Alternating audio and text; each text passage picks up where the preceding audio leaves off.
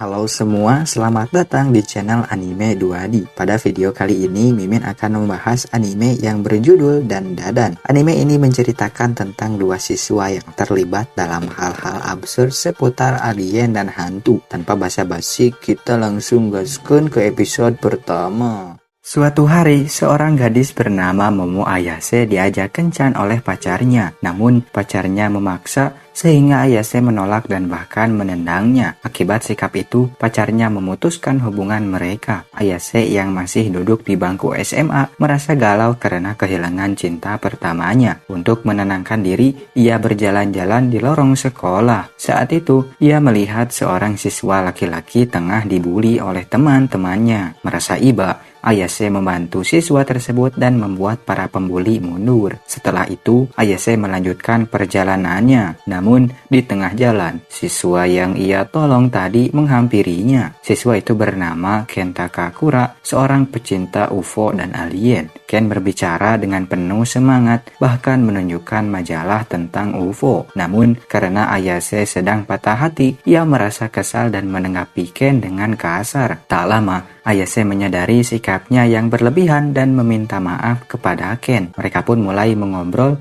meski perbincangan itu berubah menjadi perdebatan. Ayase percaya pada keberadaan hantu, sementara Ken yakin bahwa UFO lebih nyata. Mereka akhirnya memutuskan untuk bertaruh. Ayase akan membuktikan keberadaan hantu dan Ken akan membuktikan keberadaan UFO. Sebagai bagian dari taruhan, Ayase pergi ke sebuah rumah sakit tua yang konon menjadi tempat penampakan UFO dan alien. Sementara itu, Ken menuju terowongan angker yang terkenal di internet. Dalam perjalanan, Ayase bercerita tentang alasannya percaya pada hantu. Sejak kecil, ia tinggal bersama neneknya yang bekerja di dunia mistis. Neneknya sering memintanya melakukan ritual sebelum berangkat sekolah, sesuatu yang membuat Ayase malu. Namun, meski awalnya ia merasa benci, Ayase akhirnya menyadari bahwa ia menghargai neneknya dan merasa marah pada orang-orang yang menghina neneknya. Di lokasi terowongan, Ken melihat jejak kaki berdarah. Ketika ia menyinari sekeliling dengan senter, tiba-tiba muncul sosok nenek tua yang dikenal sebagai hantu nenek turbo. Menurut cerita, siapapun yang kalah berlari darinya akan dikutuk. Ken panik dan berlari sekuat tenaga. Sementara itu, di rumah sakit tua,